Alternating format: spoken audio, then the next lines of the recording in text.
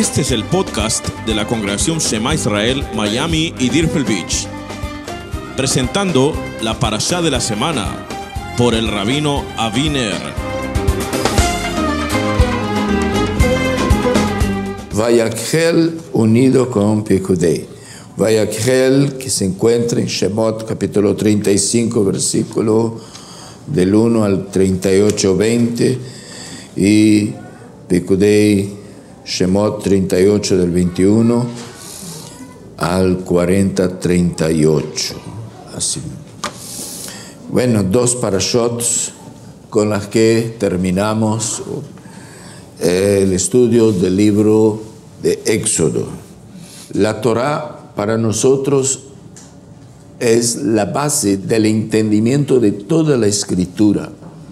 Cuando Rav Shaul o Pablo o Saulo de Tarsos, cuando él nos dice que toda la Escritura es inspirada por Elohim y es útil para enseñar, redarguir, corregir, preparar el hombre para toda buena obra, pues bien, él está refiriéndose a toda la Escritura.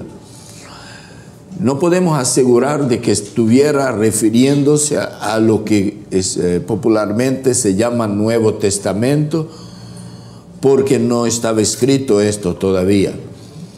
Apenas habían cartas sueltas rodando de una ciudad a otra, residuos de escrituras, referencias, pero no había una cantidad de libros unidos llamados Nuevo Testamento o Brit Hadashah o escrituras apostólicas ya establecidas como un canon. Lo que sí había era el Tanaj, es decir, la Torá, las escrituras y los profetas. Pero la base, la columna, lo que sustenta todas las escrituras es la Torá. Cuando leemos el Salmo 119, vemos cómo el rey David de una manera muy especial exalta la Torá, llamándola en las tradiciones más populares que tenemos de la ley del Señor. La llama de una y otra cosa, desde lámpara para nuestros pies. Nosotros sabemos perfectamente que la profecía, los salmos, las escrituras como el libro de Esther, Ruth, Nehemías, Esdras, los reyes, los escritos y los profetas pequeños y mayores, pues también sirven de lumbrera para nuestro camino. Sin embargo, David Amelech, el rey David, sostiene en sus salmos, en especial en el 119, la supremacía, la superioridad, la forma especial como la Torá es hasta lámpara para nuestros pies. Entonces, eso significa que la Torá viene a ser la columna, estas 5 libros, las 5 columnas que sostiene una casa, toda una escritura, toda la inspiración de Hashem. Esto quiere decir que los escritos tales como Reyes, Samuel, Jueces y los libros de Esther, de Crónicas, Salmos, etc., ellos no podían contradecir las escrituras de la Torá. La Torá es la fuente de revelación de la mismísima voluntad de Hashem.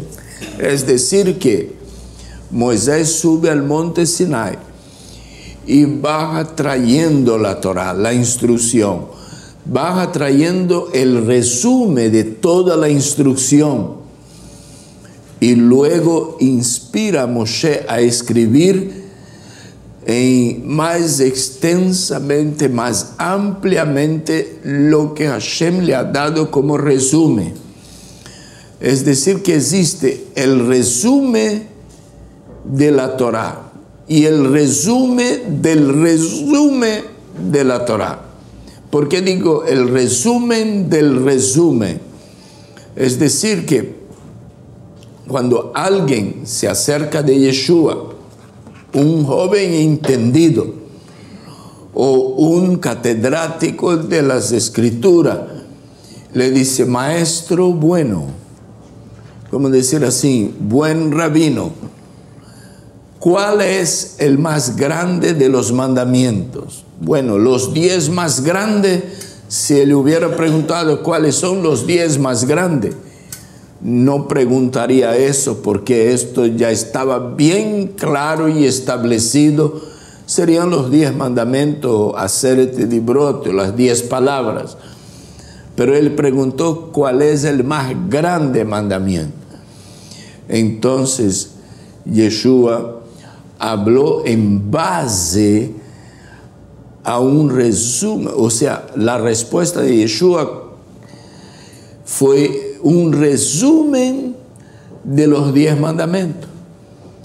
Él dijo, oye Israel, Shema Israel, Adonai Eloheinu, el Señor nuestro Dios, Adonai uno es, el Señor uno es. Y solo al Señor tu Dios adorarás, solo a Él servirás, solo a Él. Bueno, hablando de la unicidad divina. Y Yeshua dijo, y el que sigue de este mandamiento, es decir, te acabo de dar el más importante, y el que sigue del más importante, que tiene que ver con nuestra relación con el único y soberano Dios existente, el que sigue es, y amarás a tu prójimo como a ti mismo. ¿Por qué? Porque 5 de los 10 mandamientos, los 5 primeros, hablan de nuestra relación con el Eterno. Y los 5 últimos hablan de cuánto Hashem está preocupado de nuestra relación con el prójimo, con las personas que nos rodean. Entonces Yeshua resume los 5 primeros en uno. Shema Israel, Adonai Eloheinu, Adonai Echad, solo a Él le adorarás. Y resume los 5 últimos diciendo, amarás al prójimo como a ti mismo. Es decir, Yeshua todavía proveyó más explicaciones, como, por ejemplo, lo que tú no quieres que se haga, que le hagan a ti, no lo hagan los demás. No lo hagan los demás. Se cuenta una historia de un gentil que se acerca a un rabino y le pregunta y le dice, me convierto al judaísmo si tú me enseñas la Torá mientras me paro sobre un solo pie. O sea, uno no se va a poder quedar mucho tiempo parado sobre un solo pie. Quiere decir que estaba insinuando de que si me puede enseñar lo más breve posible la Torá, yo me convierto. Entonces él no lo hizo. Fue Shammai, porque habían 2 escuelas famosas en aquel entonces. Pero él se fue a Hillel, y que era una otra escuela donde se estudiaba la Torá, y le dijo lo mismo, y él dijo, es fácil, no haga con la gente lo que no quieres que la gente haga contigo. Esto es el resumen de la Torá. Es decir, cuando en los últimos 5 mandamientos dice que no matarás, no hurtarás, no dirás falso testimonio, no mentirás a tu prójimo ni por ninguna razón, no codiciarás nada de tu prójimo, etc. Eso se resume en amar al prójimo como a sí mismo. Y amar al prójimo como a sí mismo. Yo no quiero que me codicie nada, no codicio. No quiero que me robe nada, no robo. No quiero que me mientan, no miento. Es decir, no hacer con el prójimo nada de lo que yo no quiero que haga conmigo. Y eso es el resumen. Entonces, dice que ese se convirtió al judaísmo porque pudo entender la Torá en pocas palabras. Con esto quiero decir que la Torá es la base, enfatizar esto, es la base. Para entender toda la escritura, necesita entrar por la puerta del entendimiento, del estudio de la Torá. Es por eso que la fe en Elohim, la práctica de la fe en Elohim, la carrera por relacionarse con Hashem, en búsqueda de la salvación, de la redención, está dividida en miles de organizaciones, porque han tratado de entender las escrituras apostólicas sin entrar por la puerta de entender la Torá, la instrucción primera del Eterno. Han ignorado que los escribieron todas las porciones de lo que llaman el Nuevo Testamento. Los que lo escribieron después de haber estudiado la Torá toda su vida. Imagínense cómo se puede entender a un rabino llamado Shaul o Rav Shaul o Pablo si no sabe lo que él ha estudiado antes, si no han podido ver todos los conceptos establecidos en la Torá que él estudió. Entonces se estudia la escritura de Pablo como si él nunca hubiera estudiado la Torá, como si él nunca fuera un practicante de la Torá.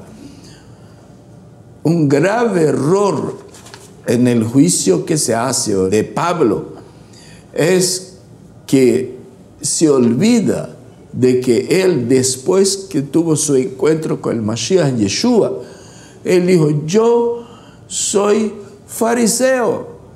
Es decir, él era un fariseo, continuó siendo fariseo. Y por causa de que hubieron algunos fariseos que eran hipócritas, mucha gente creyente, buenos creyentes, piensa que todos los fariseos son hipócritas. Yeshua era de una línea más farisaica de lo que se imagina. Los fariseos se caracterizaban en que ellos creían en la manifestación de ángeles, en la resurrección de los muertos, cosas así, que los saduceos no creían. Por eso Pablo, cuando reúnen fariseos y saduceos en contra de él se para y hace un discurso en hebreo diciendo para ellos: yo soy fariseo, yo he aceptado a Yeshua como mi Mashiach, pero no he dejado de ser fariseo, sigo siendo un buen fariseo. Entonces, ¿qué es un buen fariseo? Una persona que es un observante estricto de la Torá. Y un observante estricto de la Torá nunca se pondría en contra de la Torá y nunca añadiría a la Torá nada y nunca interpretaría la Torá de una manera en que la subestimaría a favor de cualquier escrito que viniera después, como no subestimaron los salmistas, los profetas, los escritores de todas las otras escrituras bíblicas.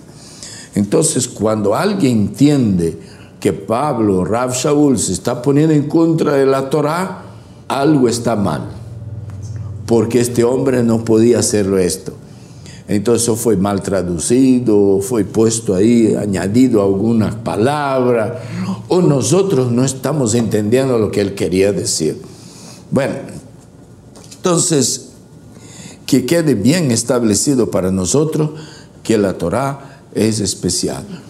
A veces hay personas que como vienen de expresiones de fe un poco distintas del judaísmo, o por no decir mucho, hasta se sorprende o se incomodan el respeto, el cariño, el amor y casi la pasión que tenemos, por no decir, por la Torá de Hashem. Pero si pensamos la diferencia que hay entre la Torá, por ejemplo, y una epístola de Pablo a Corintios, vamos a decir así, que él se sintió inspirado y él fue y escribió una carta para una congregación que tenían problemas de doctrina, problemas de inmoralidades, problemas, bueno, y escribe y manda una carta para ellos. Y otra cosa es que Moisés suba al monte Hashem con su dedo, escribe algo, no lo inspira, sino que con su dedo escribe en piedra. ¿Sabe lo que es escribir en piedra? Es escribir para que nadie se lo borre. ¿No? Escribe en piedra y le da a Moshe. Entonces eso tiene superioridad. Entonces por eso amamos su ley. Amén. Esta semana yo preguntaba a una persona que tenía reserva entre si debía o no debía tocar la Torá y besar, o besar y transferir un beso a la Torá, o abrazarla. Bueno, la costumbre de hacer estas cosas viene antes de la costumbre cristiana de honrar a cualquier santo o personaje bíblico. Porque desde mucho tiempo, estamos hablando de más de casi 3000 años, David ya decía, amo tu Torá. Yo le pregunté así, ¿tú besas a tus nietos o a tus hijos? Sí, los beso. ¿Tú los amas? Los amo. ¿Los abrazas? Los abrazo. ¿Los idolatra? No. Me dijo, no. Así mismo es con la Torá. Nosotros amamos, besamos, abrazamos, no idolatramos. Porque nosotros especialmente no vamos a ser sospechosos de idolatría para con la Torá, porque el primer de los mandamientos es solo al Señor tu Dios adorarás. Shema Israel Adonai Echad. Entonces, quien dice eso 2 o 3 veces al día no está idolatrando nada. No es como cuando pasea un ídolo en un templo pagano, ¿no? Que la gente realmente espera un milagro de aquello, ¿no? Nosotros esperamos un milagro de Hashem. Amén. Uno no siempre el cuidado de él. Entonces, bienvenido a la cultura judía, pero no idolatría, ¿no? A propósito de esto, esta semana conversando con un rabino de estos que fue rabino ortodoxo mucho tiempo y hoy está jubilado. Le preguntamos, Benjamín le estaba preguntando, ¿de dónde viene la costumbre de besar la Torá cuando pasean la Torá en la sinagoga? Él dijo, número 1, no existe ningún mandamiento para hacer esto. No existe ninguna halajá para hacer esto. Pero no se puede limitar a las personas de su expresión. Es decir, cuando las personas aman una cosa, la tienen demasiado cariño por esa cosa, la pueden querer abrazar, la pueden querer besar, pero esto no significa que estén idolatrando.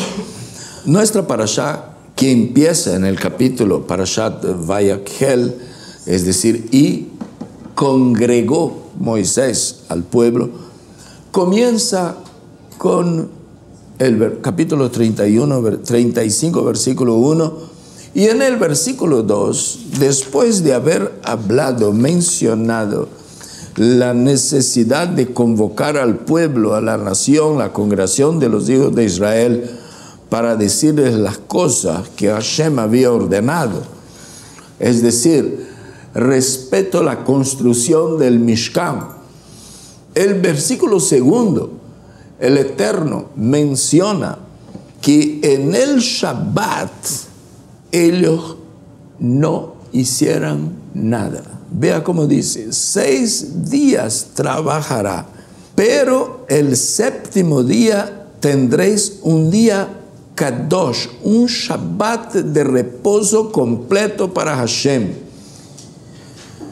Es decir que ni siquiera para la obra de la construcción del tabernáculo, el Eterno permitiría que el pueblo siguiera trabajando.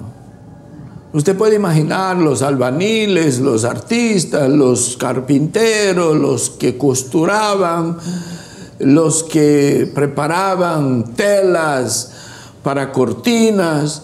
No, eso es para el Eterno, voy a seguir trabajando. Eso es para el templo, voy a seguir trabajando. Hashem dijo, 6 días tendrán para trabajar en esto. Recuerda que este pueblo estaba peregrinando en el desierto. Ellos no salían de mañana al trabajo como usted y yo y venían de tarde. Cuando llegaran a la tierra prometida, ellos iban a criar ganado, ellos iban a hacer muchas cosas. Desde luego que este pueblo tenía ganado, tenía ovejas, bueyes, cabras, todas esas cosas tenía, porque cuando Faraón y Moisés se encuentran, hubo una ocasión que Faraón le dijo, ¿con quién queréis ir? Entonces Moisés pasa la lista y dice, voy con los ancianos, los jóvenes, los niños, los hombres y mujeres, y con el ganado, las ovejas, los bueyes, las cabras, con todo, no se va a quedar ni una pezuña. Entonces significa que ellos tenían en qué trabajar. Las vacas tenían que ordenarlas, las cabras tenían que ordeñarlas, ¿no? Entonces, pero ellos tenían todos los 6 días comunes de la semana para hacerlo, y los que iban a trabajar en la construcción del tabernáculo también iban a trabajar durante 6 días, pero en el Shabbat nadie iba a hacer nada. Era orden de Hashem. Tan importante y es el mandamiento del Shabbat que ni para la construcción del tabernáculo se podía infringir el Shabbat. Otra cosa es que hay muchísimas actividades que la halajá dice que no se debe hacer en Shabbat. Pero hay actividades que están escritas en la misma Torah. Por ejemplo, en el versículo 3, capítulo 35, versículo 3, dice, no encenderéis fuego en ninguna de vuestras moradas el día de Shabbat. Y yo quería dejar ese recuerdo para ustedes, porque algunas personas dicen, pero yo voy a comer, ¿y cómo como? Entonces, ¿se acuerda cuando comenzó a caer el maná? El maná venía doble porción en el viernes. Y Moisés había advertido al pueblo, vea, el maná todos los días, del primer día de la semana hasta el 5º día de la semana, que para los brasileños es la quinta-feira y para los que hablan español es el jueves.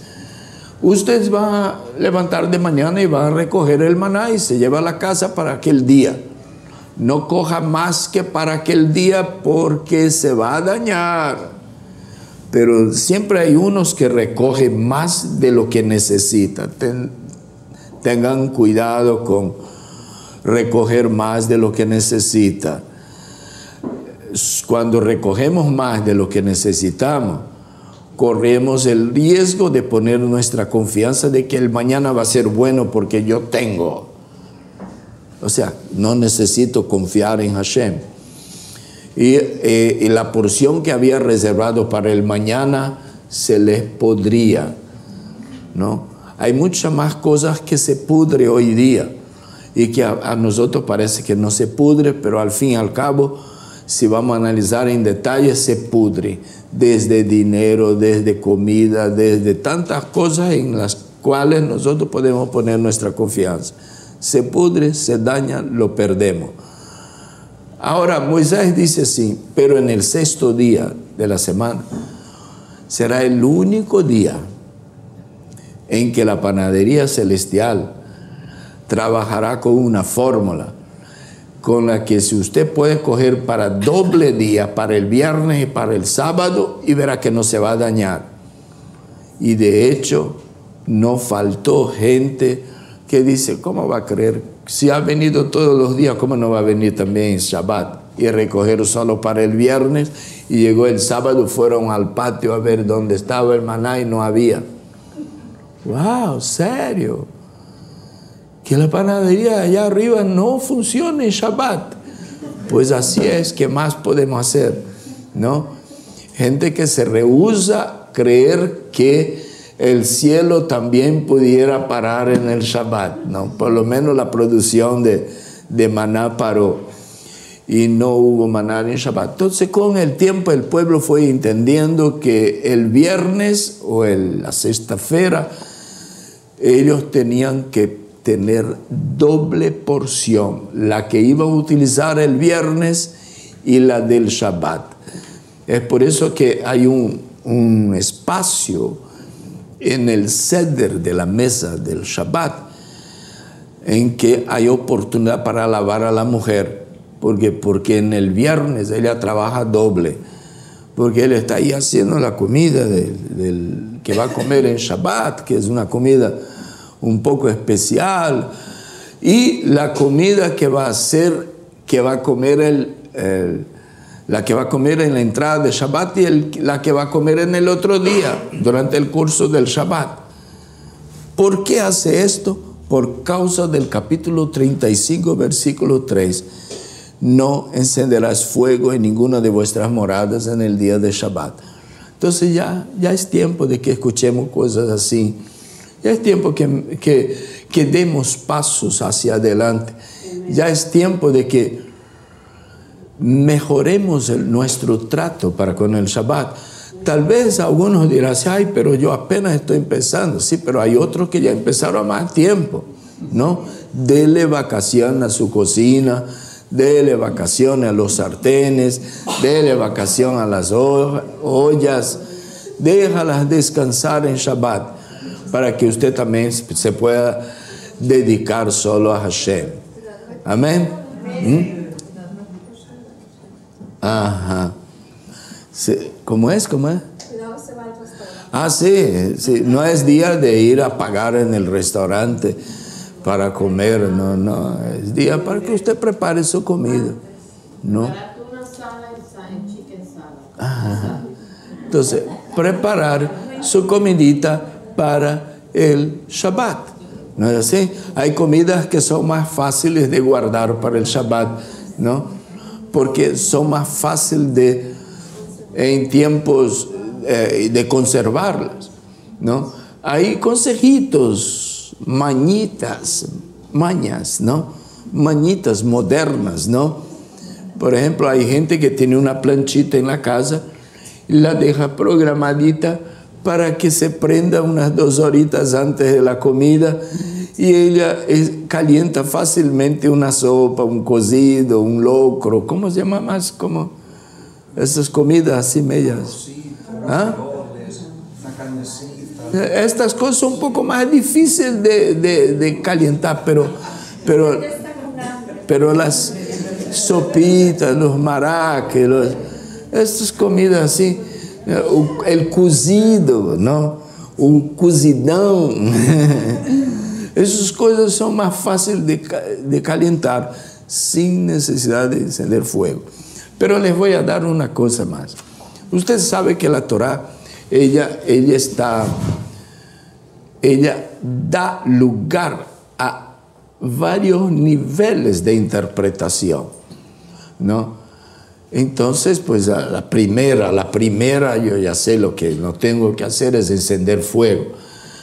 Yo no quiero establecer una forma perfecta de interpretación o absolutamente perfecta, pero dejo a conciencia de cada uno, y como cada uno no tiene que juzgar el otro, cada cual tiene su relación, su nivel de relación con los mandamientos. Entonces, pero quiero abrir mente para que entendamos.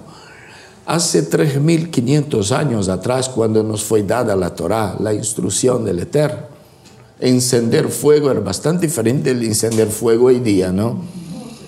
Era bastante diferente. Pero sigue siendo encender fuego, ¿no?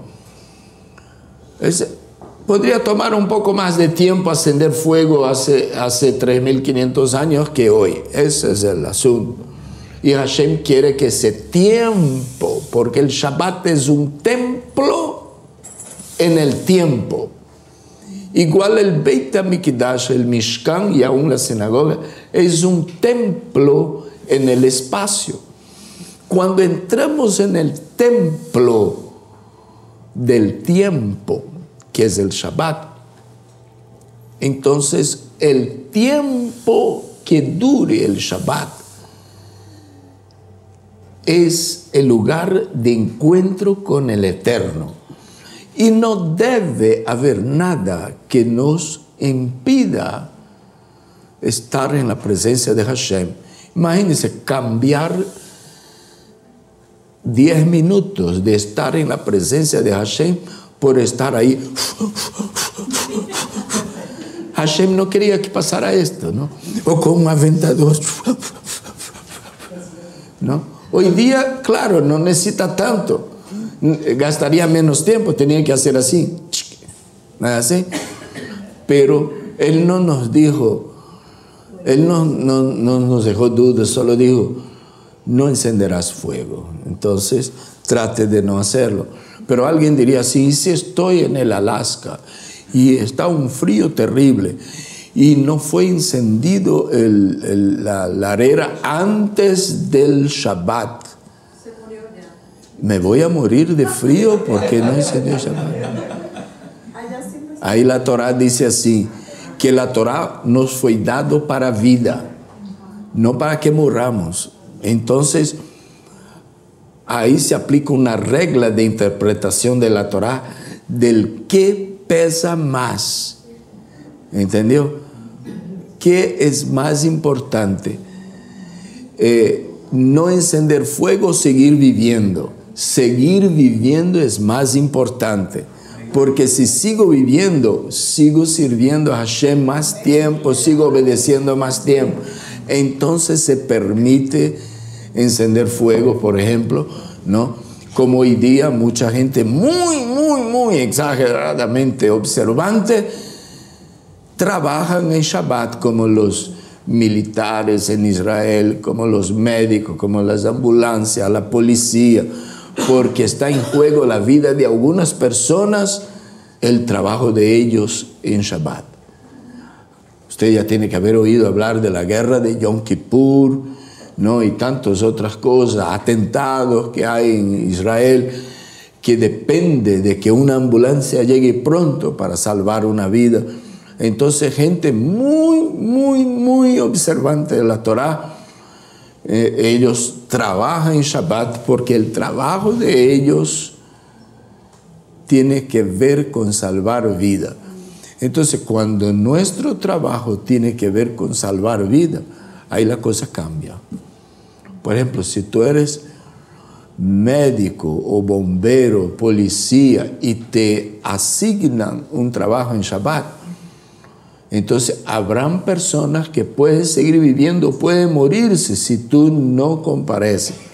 Entonces esto cambia. Por lo menos el día este Shabbat que fuiste designado para prestar aquel servicio. Pero hay como dije antes, hay varios niveles de interpretación de la Torá. En primera instancia lo que vemos es que no se puede encender fuego.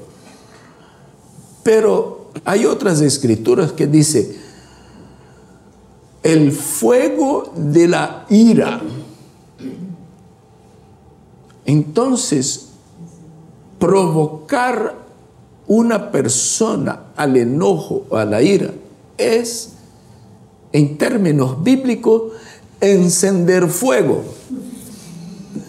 Y eso significa que yo no tengo que provocarle a la ira a nadie del primer día hasta el séptimo día.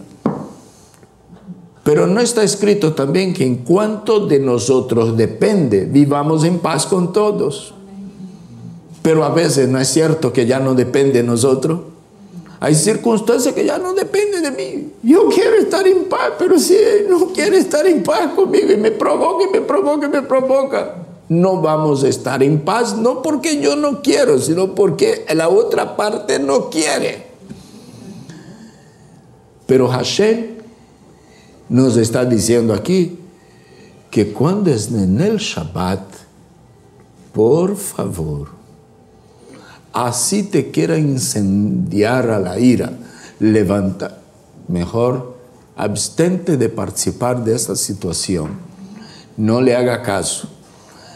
Dice que es como decir así, entra por un oído y sale por otro porque es Shabbat y yo no me voy a estar discutiendo, peleando, enojándome o enojando a otra persona en el día de Shabbat porque me está prohibido encender fuego en Shabbat. Ya entiende de qué fuego estoy hablando. Entonces tome en cuenta eso también, ¿no? Luego en el versículo 5 dice, tomad de entre vosotros una ofrenda para Hashem.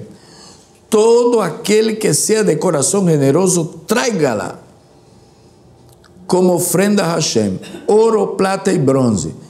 Vea bien, el Eterno nos revela en estas pocas palabras que acabé de leer que Él no está interesado en la ofrenda de cualquier persona.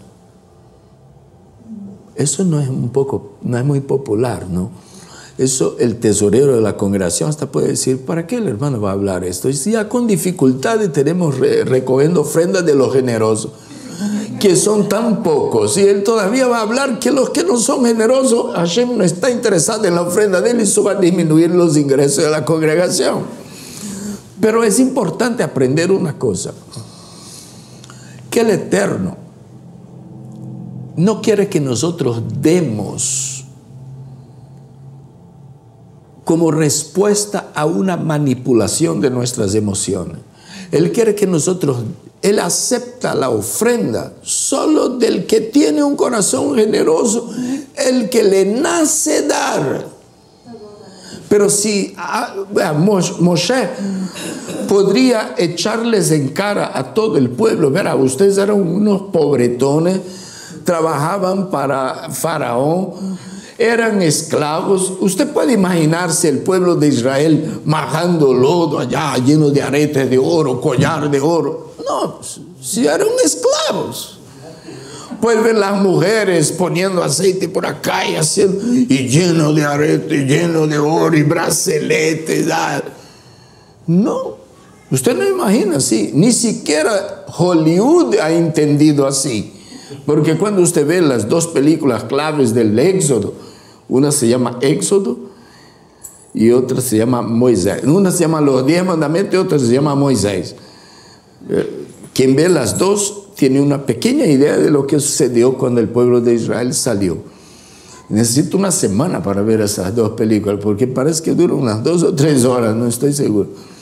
Pero ambos directores presenta el pueblo de Israel vestidos con harapos, sucios, y a ninguno le ocurrió ponerles mucha joya en las personas. No pusieron nada, porque es como se supone que son los esclavos. Esclavos por más de 200 años no tienen nada, no tienen absolutamente nada, no tienen ni libertad. No ganan salario, no tienen social security, no tienen cuenta en el banco. Son pobres. Pero cuando Hashem los sacó de Egipto, ellos venían trayendo oro, plata y bronce por saquillos, en saquillos. Ahí sí las mujeres se aprovecharon, ¿sabes? Y pusieron arete hasta en las orejas, hasta en las narices. Hasta los hombres comenzaron a usar aretes como usaban los egipcios. Y collares. ¿Por qué? Porque lo recibieron cuando salieron de Egipto, ¿no? Entonces, Moisés podría haber aprovechado esta situación y manipulado las emociones del pueblo y dicho así: vea que ustedes se acuerdan que ustedes sacaron saquillos de oro ahí para salir de Egipto, pues yo quiero que ustedes me traigan un poco de esa ofrenda, porque si ustedes recibieron, ustedes tienen que dar algo. Ellos hubieran respondido positivamente, pero Hashem le dice a Moisés: todo aquel que sea de corazón generoso. Es decir, que Hashem nos bendice y espera que nosotros respondamos espontáneamente con generosidad, con la generosidad que Él ha tenido para con nosotros, no más, con parte de la generosidad con que nos ha tratado. De repente aquellos esclavos ya eran ricos, millonarios, para poder construir un becerro de oro. Un becerro de oro lleva más oro que hacer una mesa de esa en oro, con solo aretes. Y para construir después más de 1000 kilos de oro en la construcción del Mishkan. Sin embargo, Moisés no hace manipulación de emociones.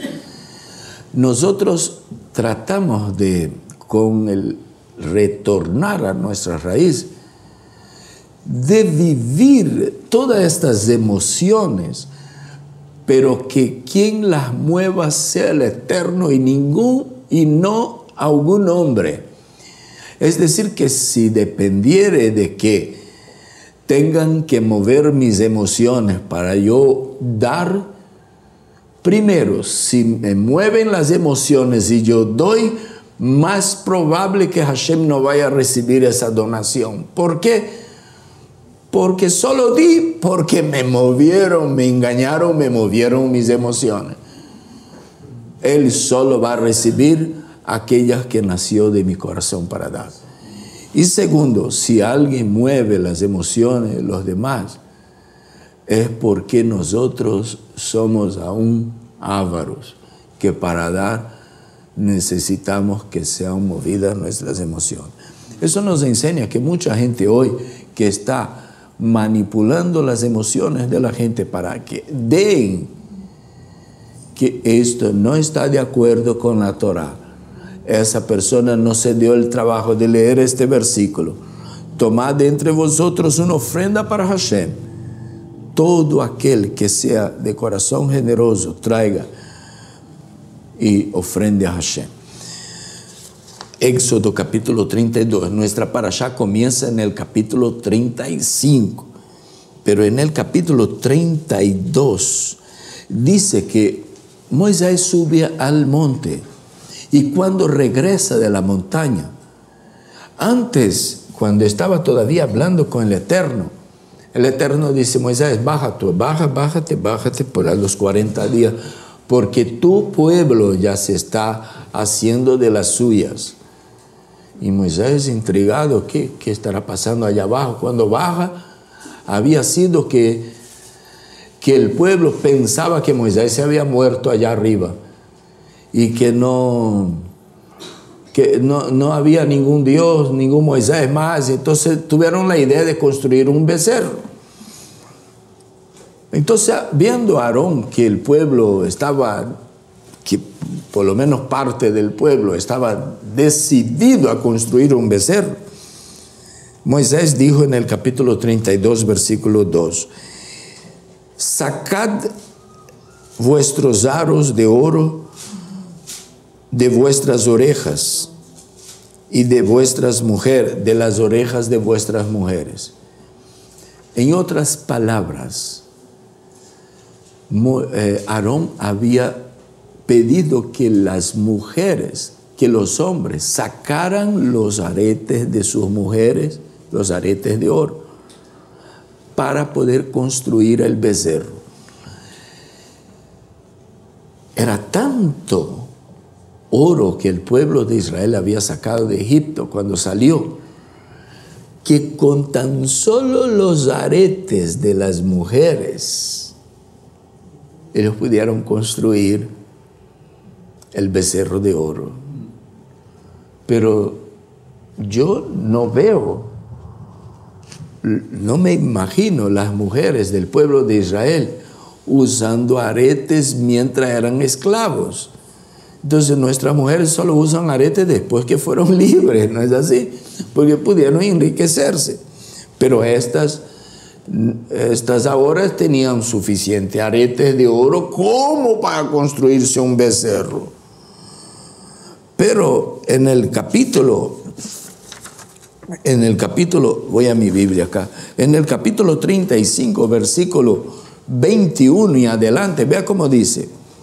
Vea, saltando ahora del capítulo 32 al 35 a nuestra parashá. Y todo aquel a quien su corazón impulsaba, y todo aquel a quien movía su espíritu, iba llevando la ofrenda a Adonai para la obra de la tienda de reunión, y para todo servicio y para las vestiduras santas. Acudieron pues los hombres y las mujeres, todos de corazón generoso, y llevaban aretes, zarcillos, sortillas y collares, toda clase de joyas de oro, también todo aquel que hubiera mecido una ofrenda mecida de oro a Hashem. Y las mujeres, en el capítulo 25, dice, además toda mujer con habilidad hilaba con manos y llevaba hilado el azul, púrpura, carmesí y el torsal de lino fino. Y el 26 continúa, todas las mujeres cuyo corazón las había impulsado con sabiduría tejían pelo de cabra. Bueno, dice, y los magnates aportaron piedras de ónice, piedras de engaste, piedra de efod y piedra de pectoral. Imagínense, ya habían magnatas, habían gente de mejor posesión en medio de un pueblo que eran esclavos hace unos pocos días atrás. Y tenían que dar. Y el versículo 29 también nos aporta un poco más de las motivaciones que los hacía dar. Todo hombre y mujer de los hijos de Israel cuyo corazón los impulsaba a contribuir en toda obra que Adonai había ordenado hacer por medio de Moisés, llevaron ofrenda voluntaria a Adonai. ¿Qué quiere decir esto? Que el pueblo contribuyó para la construcción del becerro. Y después de que eso fue hecho polvo, añico, y fue tirado fuera, Hashem los perdona a causa de la intercesión de Moshe Rabbeinu. Es decir que Hashem le dice, yo voy a destruir toda esa gente. Y voy a comenzar de ti una nueva nación, un nuevo proyecto. Y Moisés dijo, pero Hashem, ¿qué van a decir en Egipto? Y las naciones que dirán que nos sacaste de Egipto para matarlos en el desierto. No haga esto. No haga esto, Hashem. Y la intercesión de Moisés funcionó y Hashem perdonó al pueblo. Pero en el Talmud está escrito, en la Torah oral, que el pueblo se redimió del pecado del becerro cuando dio la ofrenda para la construcción del tabernáculo. Le voy a explicar cómo es esto de se redimió. Se redimió es como decir así, corrigió su grave error, se enmendó, como decir, no tengo mucho más palabras en mi vocabulario para explicar, pero sabemos que la redención propiamente dicha es Hashem quien nos redime a través de los instrumentos o herramientas o vehículos de redención, como era el cordero que era sacrificado, el cordero de Elohim, como Yeshua. Pero aquí habla de una redención en el Talmud, de un arreglo, una enmienda. Es como decir así, antes este pueblo que fue tan bendecido por el Eterno, agarra de los propios productos de esa bendición para construir un becerro. ¿Con qué? Con los aretes, con las joyas de las mujeres. Pero entonces, cuando ellos reciben el perdón de su pecado, ellos tratan de corregir su grave error. Y ellos, las mujeres y los aretes aparecen de nuevo para la construcción del tabernáculo, con una gran diferencia, que Aarón no necesitó decir, después que comenzaron a dar los aretes para la construcción del becerro, no necesitó decir al pueblo, ya basta, nadie más traiga arete, suficiente arete para construir un becerro, ¿no? Si la gente seguía dando, el becerro iba a ser más grande. Si daba menos, el becerro iba a ser más pequeño. No hubo ese fenómeno. Pero cuando fue en la hora de la construcción del tabernáculo, los tesoreros fueron donde Moshe y le dijeron así, Moshe, el pueblo trae más de lo que nosotros necesitamos. Convoca el pueblo, dígale que ya no sigan trayendo, ya no sabemos qué hacer con tanto oro. Y Moisés tuvo que decirle al pueblo, basta ya, no necesitan traer más. Es decir, que el pueblo había sido bendecido de tal manera cuando salió de Egipto, que ellos podían dar más de lo que la obra, y estaban dispuestos a dar, y estaban dando más de lo que la obra demandaba. Al punto que Moisés, que seguramente estudió en otra escuela de la mayoría de los líderes espirituales de hoy día, ¿no?, hizo una cosa que nadie está haciendo hoy. Moisés simplemente dijo, ya no traigan más, suficiente. Yo sueño con un día en que nosotros podemos decir lo mismo. Ya no traigan más este Shabbat, por favor, esta semana. Nadie va a contribuir aquí en esa congregación.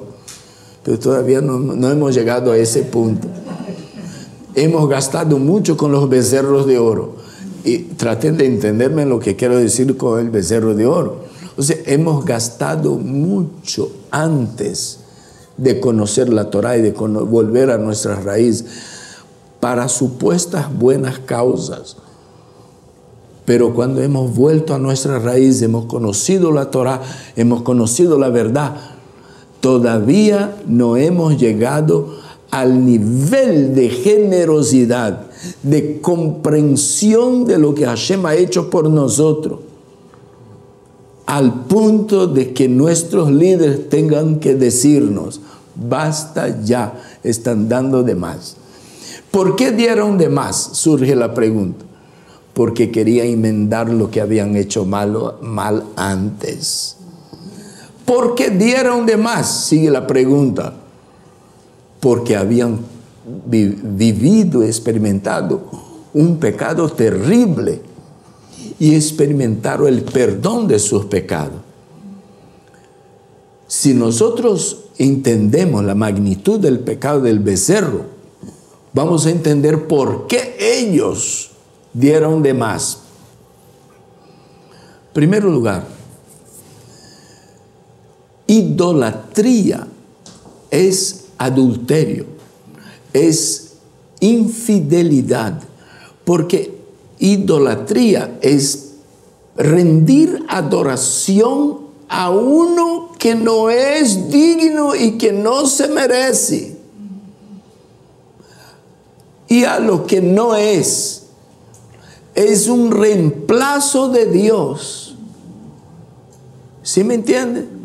Entonces, ¿quién está adorando a alguien o algo que no es el Dios de la Torá está cometiendo idolatría. Y el pueblo de Israel cometió esa idolatría. Fue infiel a su esposo, a su novio. Fue infiel a aquel con quien estaba comprometido. Entonces, hermano, no podía menos que dar más. ¿Sí? ¿Está claro? ¿Está claro? ¿Por qué? Porque quiere dar pruebas de que, primero, entendió que fue perdonado. Segundo, quiere dar prueba de lo importante que es adorar a Hashem ahora. Quiere dar prueba de que ahora es leal, es fiel. Usted puede imaginar en una pareja alguien, uno de los dos que haya practicado la infidelidad. Entonces el infiel se arrepiente y vuelve y quiere probar con lo máximo de posibilidad, máximo de medios posibles, de que no es capaz de hacer aquello de nuevo. Entonces exagera.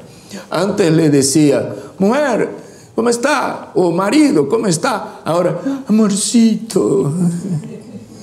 Quiere dar más. Quiere hacer sentir a su pareja seguridad de que eso no va a pasar. Fue esto lo que Israel quiso hacer. Y pues si hemos sacado los primeros aretes para aquel becerro, ahora me voy a sacar los aretes que puse de reemplazo y voy al saquillo que me dieron los egipcios y voy a sacar más y voy a dar más todavía.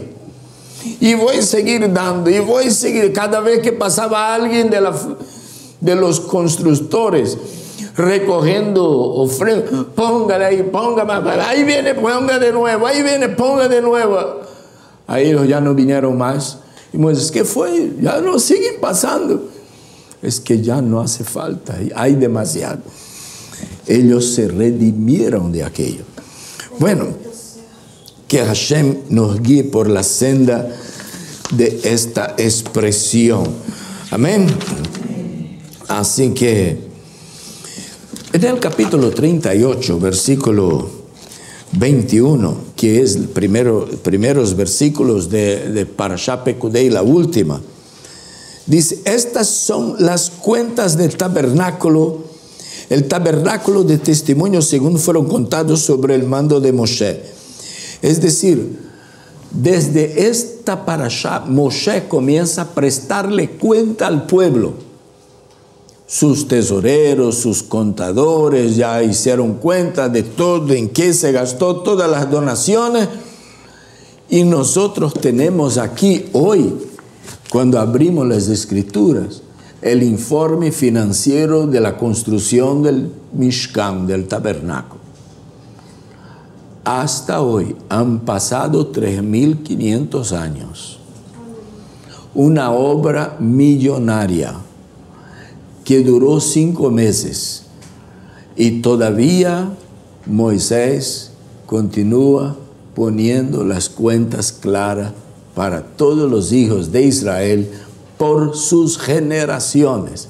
Y aún un gentil ateo puede ir a una librería y comprar el libro de Éxodo para ver en qué gastó Moisés el dinero que el pueblo dio.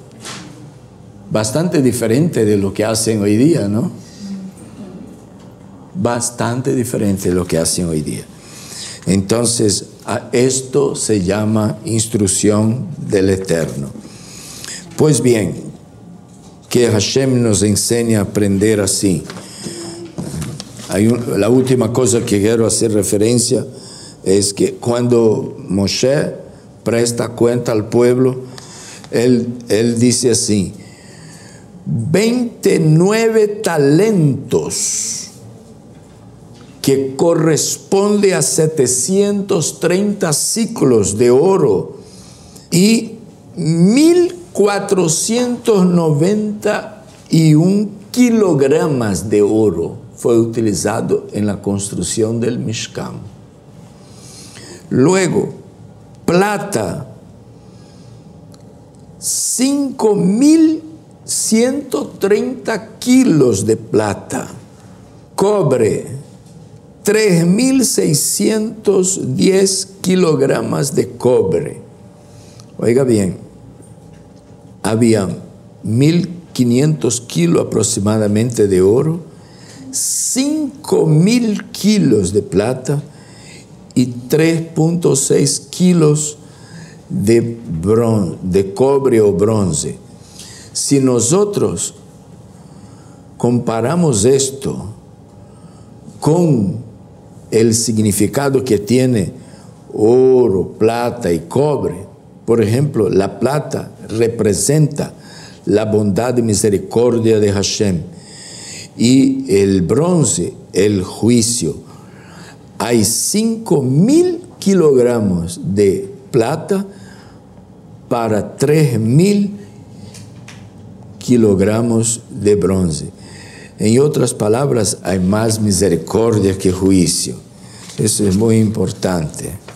En el capítulo 39, comenzamos a ver cómo Moisés termina la construcción del Mishkan. Cada vez que describe cómo Moisés administró y cómo hizo cada detalle, mandó hacer cada detalle, se repite la palabra e hizo todo conforme Hashem lo había mandado. Y hay 18 veces repetidas que Moisés había hecho todo como Hashem había mandado. De ahí fue que la gran asamblea, una oración de 18 partes, y de ahí la gran asamblea decidió, ¿por qué de 18 partes? Lo que pasa es que nosotros en el Shabbat debiéramos dedicar más a adorar, a dar, que a pedir. Por ejemplo, la Amidá es una oración que en Shabbat solo se usa las 3 primeras partes y las 3 últimas partes, porque las 3 primeras son de adoración y las 3 últimas son de gratitud a Hashem. Y las del medio, que es segunda parte, el contenido es de pedir por la salud, pedir por la prosperidad, pedir que Hashem nos cuide de nuestros enemigos, pedir porque haya justicia, pedir por Jerusalén, pedir por nuestras necesidades en general. Y en Shabbat se trata de evitar pedir y dedicarse a dar. Esta es la idea. Por eso que la Amidá tiene 18. 6 de ellas no son peticiones. Y nosotros debemos aprender un poco a pedir menos y a dar más. Pedir durante la semana y dar en el Shabbat. Adoración, alabanza a Hashem, ¿no? Si usted viene y usted está en medio de una parte del servicio que es de adoración, especialmente dedicada a la alabanza y a la adoración, no se preocupa mucho con pedir. Es un consejo que le doy. Porque antes que yo abra la boca para decir que dame esto, Él ya sabe lo que yo necesito. Él ya sabe lo que yo necesito. Pero si nosotros ocupamos ese tiempo dándole adoración, alabanza, rindiéndole honor y culto, hermano, lo que nosotros necesitamos nos puede llegar en el momento que nosotros menos esperamos, porque Él es fiel.